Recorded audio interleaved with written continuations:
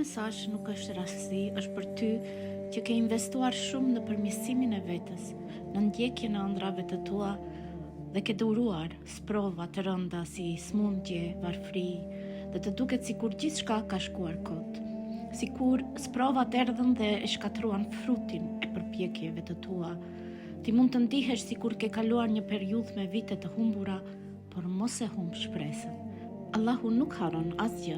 Ai është El Adel, i drejti dhe El Hafiz, ruajtësi i gjithësisë. Asnjë përpjekje, asnjë lot, asnjë durim nuk ka qenë i kot. Allahu do të kompenzojë mundësi që mendove se i humbe, marrëdhëniet që nuk u rregulluan siç doje, vitet e vështira të mbushura me vetmi, me trishtim, me lodhje shpirtërore apo me smundje. Ai madje do të kompenzojë edhe vitet që u humbën për shkak të gabimeve, vendimeve të gabuara apo dobësive njerëzore, nëse ti u pendove sinqerisht. Mos jeto i lidhur pas pendesës, duke menduar se e humbe kohën tënde ose se është tepër vonë për të ndryshuar. Allahu e dinte për të gjithë ne që do të gabonim, prandaj ai na hapi derën e teubes, pendimit. Ai jo vetëm që na fal, por ai edhe na bekon dhe e shndron atë kohë të humbur në bereqet.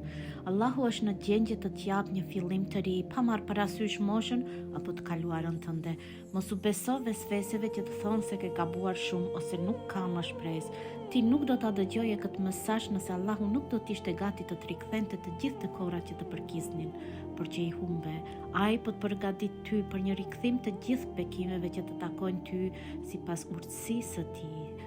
Ajo që është e jotja do të gjej, vazhdo të besosh, vazhdo të lutesh dhe bëj durim. Me lejen e Allahut, sezoni yt i lullëzimit po vjen. Allahu nuk e humb shpërblimin e atyre që bëjnë mirë.